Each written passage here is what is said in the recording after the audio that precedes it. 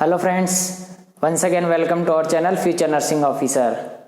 अगर आपको भी बनना है फ्यूचर नर्सिंग ऑफिसर तो अभी चैनल को सब्सक्राइब करें, फ्यूचर नर्सिंग ऑफिसर चैनल को, और बेल आइकन को भी प्रेस करें जिससे कि आपको जो क्लासेस हो रही है उसका नोटिफिकेशन सबसे पहले मिल सके। तो फ्रेंड्स, आज अपन स्टार्ट करेंगे एमएसएन के अंदर नई यूनिट जो कि यूरिनरी सिस्टम है, रीनल सिस्टम, जो कि एमएसएन का बहुत ही इंपॉर्टेंट पार्ट है और इससे रिलेटेड काफ़ी क्वेश्चंस आते हैं। और आज का जो टॉपिक है वो है नेफ्रोटिक सिंड्रोम, और काफ़ी इंपॉर्टेंट टॉपिक है जो कि यूनिवर्सिटी एग्जाम में हर बार पूछा जाता है। पीडियाट्रिक के अंदर भी पूछा जाता है ये, और एमएसएन के अंदर भी, तो बहुत ही इंपॉर्टेंट टॉपिक है। तो स्टार्ट करते हैं। नेफ्रोटिक सिंड्रोम होता क्या है? नेफ्रोटिक सिंड्रोम की सबसे पहले डेफिनेशन देखेंगे, स्टेप बाय स्टेप डेफिनेशन के बाद इसके क्या इटियोलॉजिकल फैक्टर है, क्लिनिकल मैनिफेस्टेशंस है, पैथोफिजियोलॉजी क्या है, मैनेजमेंट क्या है, वो सारा अपन इसके अंदर डिस्कस करेंगे। तो सबसे पहले देखते हैं कि इसकी डेफिनेशन क्या होती है नेफ्रोटिक सिंड्रोम की। तो नेफ्रोटिक सिंड्रोम की डेफिनेशन होती है, nephrotic syndrome is a collection of symptom. इसके अंदर क्या होता है? कलेक्शन ऑफ सिम्टम होता है जो कि क्या रिजल्ट करता है? कलेक्शन ऑफ सिम्टम होता है, कोई पर्टिकुलर एक सिम्टम की ये डिजीज नहीं है। इसके अंदर क्या है? कलेक्शन ऑफ सिम्टम है जो कि क्या करता है, किसको डैमेज करता है? ग्लोमेरुलाई को डैमेज करता है। अगर ग्लोमेरुलाई क्या होती है? ग्लोमेरुलाई किडनी के अंदर स्ट्रक्चर होती है जो कि क्या करती है, यूरिन को, जो भी फ्लूइड है अपने बॉडी के अंदर, जैसे यूरिन को और ब्लड को सेपरेट करती है, उसके अंदर ग्लोमेरुलाई काम करती है। ग्लोमेरुलाई फिल्ट्रेशन के अंदर काम में आती है। तो ये क्या करती है, ग्लोमेरुलाई अगर डैमेज होगी तो उससे क्या होगा? ग्लोमेरुलाई डैमेज होने की वजह से लॉस ऑफ प्रोटीन का लॉस होगा बॉडी से, और प्रोटीन का अगर बॉडी से लॉस हो जाएगा तो फिर वो किसको लीड करेगा? एडिमा हो जाएगा बॉडी के अंदर। तो इसकी डेफिनेशन ये, nephrotic syndrome is a collection of symptoms that result when damage to the glomeruli causes a loss of protein and leads to the oedema. तो ये डेफिनेशन है। एक बार वापस से देखते हैं। नेफ्रोटिक सिंड्रोम, इसके अंदर क्या है कि कलेक्शन ऑफ सिम्टम है, कोई पर्टिकुलर एक सिम्टम की डिजीज नहीं है ये। That result when the damage to the glomeruli damage होगी तब होगा, और ये ग्लोमेरुलाई डैमेज होने की वजह से क्या होगा? लॉस ऑफ प्रोटीन का बॉडी के अंदर से लॉस हो जाएगा and leads to the oedema को ये कॉज करेगा। अब आता है इसके बाद डेफिनेशन के बाद इसके जो मेन साइन, ये अपन ने देखा कलेक्शन ऑफ सिम्टम्स के अंदर जो इसके मेन क्लिनिकल सिम्टम्स है वो क्या होते हैं। अब ये पर्टिकुलर कोई एक सिम्टम की डिजीज तो है नहीं, तो इसके अंदर जो मेन सिम्टम्स है वो होगा प्रोटीन यूरिया, हाइपोएल्बुमिनिया, एडिमा और हाइपरलिपिडीमिया। ये चारों चीजें अपने को इसके अंदर लिखनी है, ये इंपॉर्टेंट है। इसके क्लासिकल सिम्टम्स है, इंपॉर्टेंट है, ये इंपॉर्टेंट क्वेश्चन है कॉम्पिटिटिव एग्जाम के पॉइंट ऑफ व्यू से, उससे भी। और अगर यूनिवर्सिटी एग्जाम में क्वेश्चन आता है तो भी अपने को इसके अंदर ये चीज़ लिखनी होती है, क्योंकि ये चारों चीज़ों पर ये नेफ्रोटिक सिंड्रोम डिपेंड करता है।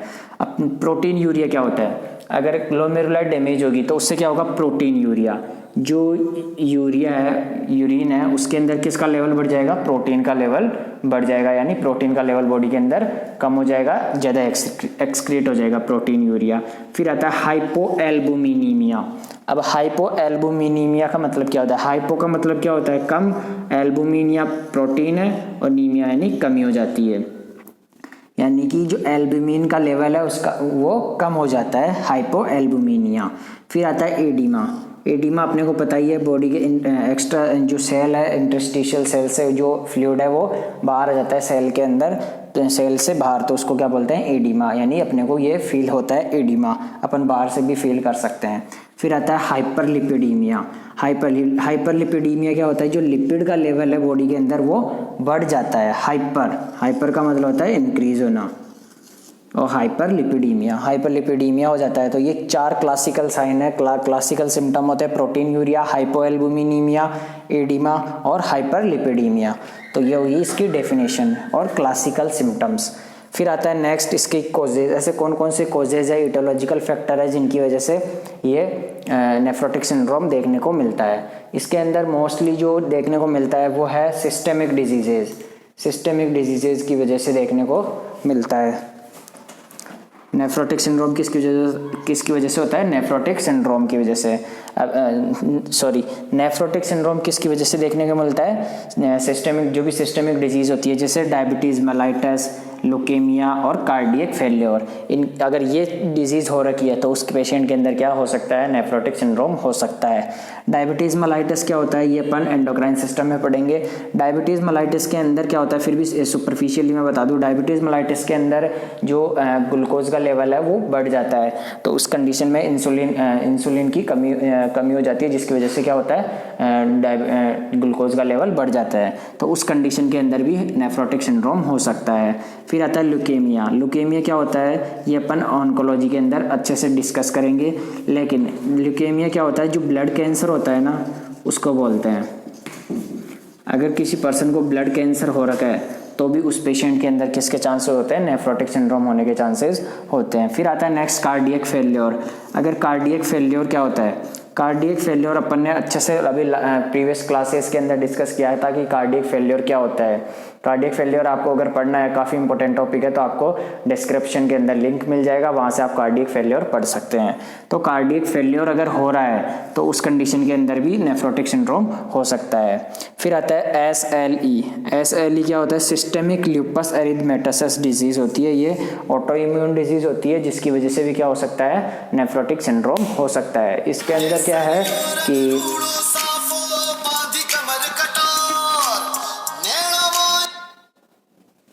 इसके अंदर क्या होता है?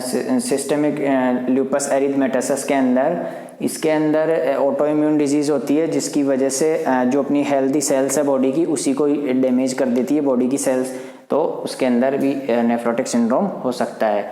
फिर आता है नेक्स्ट है इन्फेक्शन। अगर बॉडी के अंदर HIV इन्फेक्शन है, हेपेटाइटिस B का इन्फेक्शन है, मलेरिया है या स्ट्रेप्टोकोकल, इनके अंदर से अगर कोई इन्फेक्शन बॉडी के अंदर हो गया है तो वो भी क्या किसको लीड करेगा? नेफ्रोटिक सिंड्रोम को लीड करेगा, जैसे HIV infection, hepatitis B, malaria और स्ट्रेप्टोकोकल। इसके अलावा नेक्स्ट है वेस्कुलाइटिस। अगर वेस्कुलाइटिस क्या होता है? ब्लड वेसल्स का अगर इन्फेक्शन और इन्फ्लामेशन हो जाए तो उसको क्या बोलते हैं? वेस्कुलाइटिस बोलते हैं। तो वेस्कुलाइटिस की वजह से भी क्या हो सकता है? नेफ्रोटिक सिंड्रोम हो सकता है। फिर आता है रीनल वेन थ्रोम्बोसिस। अगर रीनल वेन है उसके अंदर अगर थ्रोम्बस का फॉर्मेशन हो गया, जिस किसी भी रीजन की वजह से, जैसे हाई कोलेस्ट्रॉल का लेवल बढ़ने की वजह से एथेरोस्क्लेरोसिस हो जाता है, तो रीनल वेन के अंदर अगर थ्रोम्बोसिस हो गया तो वो भी क्या लीड कर सकता है? नेफ्रोटिक सिंड्रोम को। अब ये रीनल वेन थ्रोम्बोसिस क्या होता है? अगर आपको एयर एम्बोलाई है, वो अगर रीनल वेन के अंदर चला गया, एयर एम्बोलाई, तो उसको क्या बोलते हैं? रीनल वेन थ्रोम्बोसिस बोलते हैं। तो ये है इसके कुछ कॉजेज या इटियोलॉजिकल फैक्टर जिनकी वजह से नेफ्रोटिक सिंड्रोम हो सकता है। तो डेफिनेशन क्लियर, कॉजेज क्लियर। अब नेक्स्ट देखते हैं इसकी पैथोफिजियोलॉजी। इसकी पैथोफिजियोलॉजी क्या होती है? अब देखते हैं इसकी पैथोफिजियोलॉजी क्या होती है। नेफ्रोटिक सिंड्रोम की पैथोफिजियोलॉजी क्या होती है? पैथोफिजियोलॉजी है जो भी अपने इटियोलॉजिकल फैक्टर है, ड्यू टू इटियोलॉजिकल फैक्टर, जो भी अपन ने इटियोलॉजिकल फैक्टर्स देखे भी, जो भी इटियोलॉजिकल फैक्टर है, जो भी सिस्टमिक डिजीज वगैरह है या ल्यूकेमिया वगैरह, जो भी अपन ने भी इटियोलॉजिकल फैक्टर देखे, उनकी वजह से क्या होगा? Damage to the glomeruli membrane. जो भी ग्लोमेरुलाई है उसकी जो मेम्ब्रेन है वो क्या हो जाएगी? डैमेज हो जाएगी। ग्लोमेरुलर की मेम्ब्रेन डैमेज होगी। मेम्ब्रेन डैमेज होने की वजह से क्या होगा? प्रोटीन का लॉस हो जाएगा बॉडी के अंदर से, लॉस ऑफ प्लाज्मा प्रोटीन। अब अगर लॉस ऑफ प्लाज्मा प्रोटीन हो गया तो उसकी वजह से क्या होगा? उसको फिर अपन ने 2 टाइप्स में डिवाइड किया है। Stimulate synthesis of lipoprotein. वो क्या होगा? सिंथेसिस होगा किसका? लाइपोप्रोटीन बनने का सिंथेसिस है वो स्टिमुलेट होगा, स्टिमुलेट सिंथेसिस ऑफ लाइपोप्रोटीन। और अगर ये लाइपोप्रोटीन सिंथेसिस होगा तो उससे क्या होगा? हाइपरलिपिडीमिया हो जाएगा। क्या होगा? हाइपरलिपिडीमिया।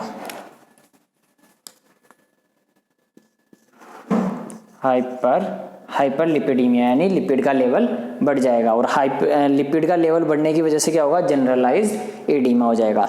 इस एक बार वापस से देखते हैं। Due to aetiological factor, damage to the glomeruli membrane, loss of plasma protein. Loss of plasma protein का लॉस होने की वजह से क्या होगा? Stimulate synthesis of lipoprotein. Lipoprotein का बनने का, सिंथेसिस होने का प्रोसेस इंक्रीज हो जाएगा। उसकी वजह से क्या होगा? लिपिड का लेवल बढ़ जाएगा। लिपिड का लेवल बढ़ने से की वजह से क्या होता है? जनरलाइज्ड एडिमा होता है। फिर अगर दूसरी तरफ से देखते हैं, अगर प्लाज्मा प्रोटीन का लेवल है वो कम हो रहा है, उसकी वजह से क्या होगा, हाइपोएल्बुमिनीमिया। एल्बुमिन का लेवल क्या हो जाएगा, कम हो जाएगा, और एल्बुमिन का लेवल कम होने की वजह से क्या होगा, ऑनकोटिक प्रेशर है वो भी कम हो जाएगा, और ऑनकोटिक प्रेशर होने की अगर कम हो गया तो उससे क्या एक्टिवेट हो जाएगा, एक्टिवेट रेनिन एंजियोटेंसिन सिस्टम होता है अपनी किडनी के अंदर, वो एक्टिवेट हो जाएगा, और ये एक्टिवेट होने की वजह से क्या होगा, जो सोडियम है उसका रिटेंशन बढ़ जाएगा। अगर सोडियम का रिटेंशन बढ़ गया तो उसकी वजह से क्या होता है, एडिमा होता है। अगर जितना सोडियम अपनी बॉडी के अंदर होगा उतनी अपनी बॉडी के अंदर जो फ्लूइड का वॉल्यूम है वो भी बढ़ जाएगा। तो यह है इसकी पैथोफिजियोलॉजी। एक बार वापस से देखते हैं, इसका रिवाइज करते हैं। पैथोफिजियोलॉजी काफ़ी इंपॉर्टेंट है इसकी। Due to aetiological factor damage to the glomeruli membrane damage हो जाएगी। डैमेज होने की वजह से क्या, loss of plasma protein. Loss of plasma protein होने की वजह से लिपिड का लेवल है वो कम हो जाएगा। एल्बुमिन का लेवल कम हो जाएगा, और एल्बुमिन का लेवल कम होने की वजह से क्या होगा, ऑनकोटिक प्रेशर कम होगा, और ऑनकोटिक प्रेशर कम होने की वजह से क्या होगा, जो किडनी के अंदर ये है रेनिन एंजियोटेंसिन सिस्टम है वो एक्टिवेट हो जाएगा, और ये एक्टिवेट होने की वजह से क्या होगा कि जो सोडियम रिटेंशन है वो बढ़ जाएगा, सोडियम का लेवल अपनी बॉडी के अंदर बढ़ जाएगा, और सोडियम का लेवल बढ़ने की वजह से क्या हो जाएगा, एडिमा हो जाएगा। फिर इधर देखते हैं, लॉस ऑफ प्लाज्मा प्रोटीन होने की वजह से क्या होगा, स्टिमुलेट सिंथेसिस ऑफ लाइपोप्रोटीन का सिंथेसिस बढ़ेगा, और बढ़ने की वजह से क्या होगा, लिपिड का लेवल बढ़ जाएगा, और लिपिड का लेवल बढ़ने की वजह से क्या हो जाएगा, जनरलाइज्ड एडिमा हो जाएगा। तो ये थी इसकी पैथोफिजियोलॉजी जो कि काफ़ी इंपॉर्टेंट है। अब देखते हैं इसके क्लिनिकल मैनिफेस्टेशंस। क्लिनिकल मैनिफेस्टेशंस क्या होते हैं? क्लिनिकल मैनिफेस्टेशन जैसे कि मैंने डेफिनेशन पढ़ाई थी उसी टाइम बताया था आप सभी को कि इसके जो क्लिनिकल साइन है वो तो वही इंपॉर्टेंट है, जो भी 4 साइन मैंने बताए थे वो तो है, और उसके अलावा देखते हैं जैसे कि एडिमा, बॉडी के अंदर मैसिव एडिमा देखने को मिलेगा। एडिमा कौन सी जगह देखने को मिलेगा, सॉफ्ट एडिमा होगा और पिटिंग एडिमा, सॉफ्ट और पिटिंग एडिमा अपने को देखने को मिलेगा, जो कि इसका क्लासिकल साइन है। इसके अलावा इरिटेबिलिटी होगी, हेडेक होगा, मलेज होगा। हेडेक किस वजह से होगा, और ब्लड सप्लाई नहीं हो रही है, अपने फ्लूइड का एक्यूमुलेट हो रहा है, इस वजह से ब्रेन को ब्लड सप्लाई नहीं हो रही, इस वजह से हेडेक होगा। इरिटेबिलिटी होगी पेशेंट को, मलेज भी होगा, और प्रोटीन यूरिया जैसे कि मैंने बताई दिया, प्रोटीन यूरिया होगा। क्लासिकल साइन बताए थे मैंने जो भी इंपॉर्टेंट है। एडिमा इंपॉर्टेंट है, हाइपोएल्बुमिनिया बताया था, और हाइपरलिपिडीमिया बताया था। तो ये 4 क्लासिकल साइन हो गए इसके। इसके अलावा मलेज, हेडेक, इरिटेबिलिटी, और इसके अलावा ओलिगोयूरिया। ओलिगोयूरिया क्या होता है? ओलिगोयूरिया के अंदर क्या होता है, नॉर्मल जो वॉल्यूम होता है यूरिन का उससे कम हो जाता है, डिक्रीज वॉल्यूम ऑफ यूरिन, उससे बोलते हैं ओलिगोयूरिया। इसके अलावा हेमेचूरिया। हेमेचूरिया के अंदर क्या होता है, जो यूरिन है उसके अंदर क्या होता है, ब्लड आने लगता है, तो उसे बोलते हैं हेमेचूरिया। इसके अलावा respiratory distress, difficulty with in breathing. Respiratory distress हो जाएगा और पेशेंट को सांस लेने के अंदर तकलीफ होगी, डिफिकल्टी होगी। इसके अलावा एनीमिया होगा। एनीमिया क्यों होगा? क्योंकि लॉस ऑफ आरबीसी हो रही है, इस वजह से आरबीसी एनीमिया हो जाएगा। तो यह इसके क्लासिकल जो भी मेन साइन सिम्टम्स है या क्लिनिकल मैनिफेस्टेशंस है वो oedema, irritability, headache, malaise, proteinuria, hypoalbuminaemia, hyperlipidaemia, oliguria, haematuria, respiratory distress with difficulty in breathing. अब देखते हैं इसके डायग्नोस्टिक इवेल्युएशंस। ऐसे कौन कौन से डायग्नोस्टिक इवेल्युएशंस है जिनसे अपन पता लगा सकते हैं कि नेफ्रोटिक सिंड्रोम हुआ है। अब देखते हैं इसके डायग्नोस्टिक इवेल्युएशंस। ऐसे कौन कौन से डायग्नोस्टिक इवेल्युएशंस है जिनकी वजह से अपने को पता लगेगा कि नेफ्रोटिक सिंड्रोम हुआ है। सबसे पहले क्या करना है अपने को, ऑब्जर्वेशन ऑफ क्लिनिकल फीचर्स। जो भी क्लिनिकल फीचर्स मैंने बताए थे 4 क्लासिकल साइन, इसके उनको ऑब्जर्व करना है, जिससे ही अपने को पता लग जाएगा कि नेफ्रोटिक सिंड्रोम हुआ है। इसके अलावा नेक्स्ट है फिजिकल एग्जामिनेशन। फिजिकल एग्जामिनेशन करेंगे और हिस्ट्री कलेक्शन करेंगे पेशेंट की। फिजिकल एग्जामिनेशन में क्या करेंगे, फिजिकल एग्जामिनेशन में क्या करना है अपने को, जो भी क्लिनिकल फीचर्स अपन ने देखे, जैसे कि मोस्टली अपने क्या एडिमा अपन क्या कर सकते हैं, असेस कर सकते हैं, जो कि फिजिकल एग्जामिनेशन में अपने को पता लग जाएगा कि पेशेंट को एडिमा हुआ है। इसके अलावा जो भी वाइटल साइंस वगैरह है वो अपन इसके अंदर फिजिकल एग्जामिनेशन में लेंगे। इसके अलावा नेक्स्ट है यूरिन टेस्ट। यूरिन टेस्ट करेंगे। यूरिन टेस्ट में क्या होता है, जो यूरिन है, यूरिन टेस्ट के अंदर क्या होता है कि जो भी ब्लड है, ब्लड के अंदर कितना यूरिन है वो अपन इसके अंदर वो देखेंगे ब्लड टेस्ट के अंदर। यूरिन टेस्ट के अंदर क्या जो यूरिन है उसके अंदर प्रोटीन का लेवल, सॉरी यूरिन के अंदर क्या देखेंगे, यूरिन टेस्ट के अंदर प्रोटीन का लेवल देखेंगे कि कितना प्रोटीन है, प्रोटीन लेवल। यूरिन टेस्ट के अंदर क्या देखते हैं, प्रोटीन का लेवल देखते हैं। फिर आता है नेक्स्ट है ब्लड टेस्ट। ब्लड टेस्ट के अंदर क्या करेंगे, ब्लड के अंदर कितना यूरिन है वो देखेंगे, ब्लड यूरिया नाइट्रोजन का लेवल देखेंगे, सीरम क्रेटिनिन का लेवल देखेंगे और सीरम प्रोटीन का लेवल देखेंगे। ये अपन क्या करना है, ब्लड टेस्ट के अंदर अपने को देखना है। क्या क्या देखना है, ब्लड यूरिया, ब्लड के अंदर कितना यूरिन है, BUN blood urea nitrogen, serum creatinine और सीरम प्रोटीन। ये अपने को क्या करना है, ब्लड टेस्ट के अंदर देखना है। इसके अलावा फिर नेक्स्ट है रीनल USG।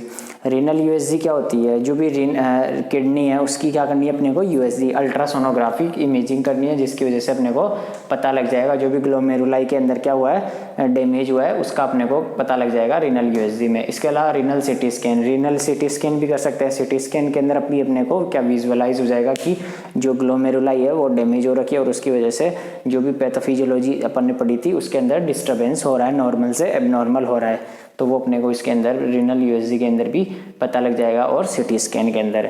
फिर आता है नेक्स्ट डायग्नोस्टिक इवैल्यूएशन के बाद। ऐसे डायग्नोस्टिक इवैल्यूएशन कर लिया। अब ये एक बहुत ही डेंजर वाली डिजीज़ हो सकती है, अगर टाइम पे इसे क्योर नहीं किया तो इसके कुछ कॉम्प्लिकेशंस हो सकते हैं, टाइमली इसको ट्रीट नहीं किया तो इसके जो मोस्ट कॉमन कॉम्प्लिकेशन है वो अपने को ARF देखने को मिल सकता है, एक्यूट रीनल फेल्योर।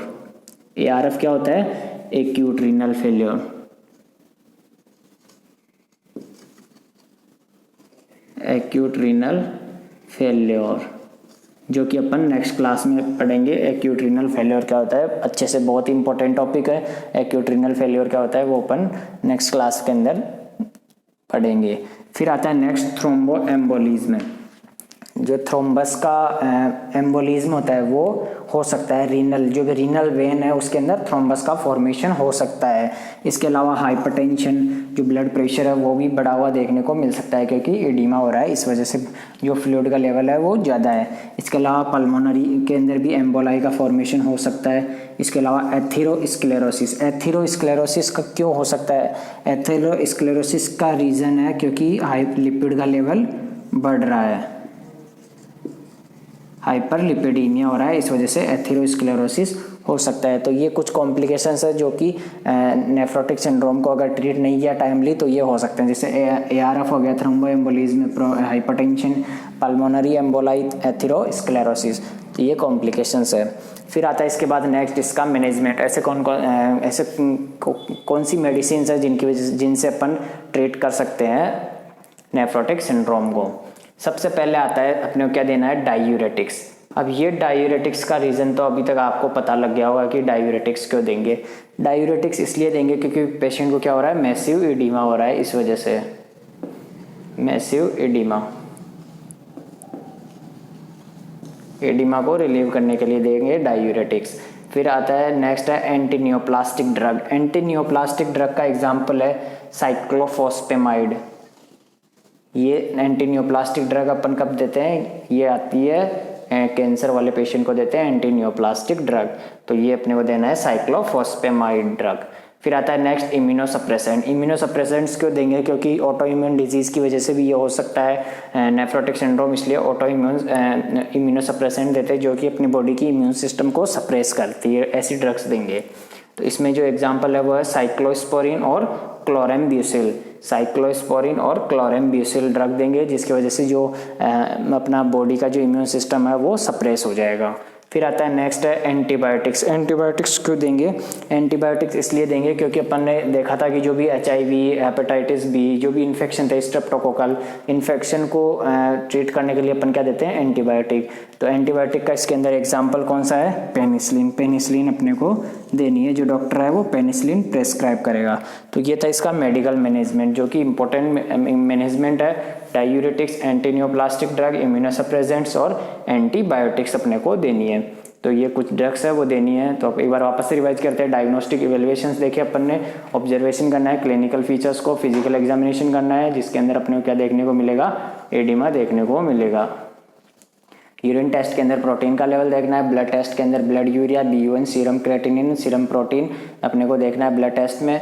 फिर आता है रिनल USG या रिनल CT स्कैन अपने को करना है, जिससे अपने को विजुअल पता लग जाएगा कि विजुअलाइज हो जाएगा कि पेशेंट को ग्लोमेरुलाई जो किडनी की डिजीज़ है वो डैमेज हो रखी है कि ग्लोमेरुलाई, जिसकी वजह से जो भी क्लासिकल सिम्टम्स है वो अपने को देखने को मिले। फिर आता है कॉम्प्लिकेशन में ARF, thromboembolism, hypertension, pulmonary embolism, atherosclerosis और एथेरोस्क्लेरोसिस की वजह से लिपिड का लेवल बढ़ा हुआ है इस वजह से।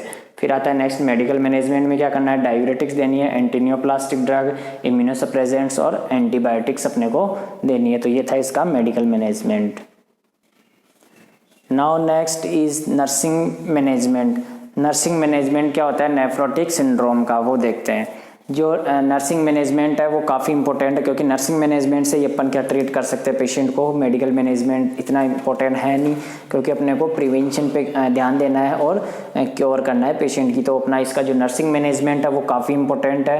तो नर्सिंग मैनेजमेंट में क्या करना है अपने को, पेशेंट को high calorie diet, high protein और कैलोरी डाइट देनी है पेशेंट को। कि कौन सी डाइट देनी है, जिसके अंदर प्रोटीन का लेवल ज़्यादा हो और हाई कैलोरी डाइट हो, जो कि पेशेंट को एनर्जी प्रोवाइड करा सके, ऐसा फूड देना है पेशेंट को, ऐसी डाइट देनी है।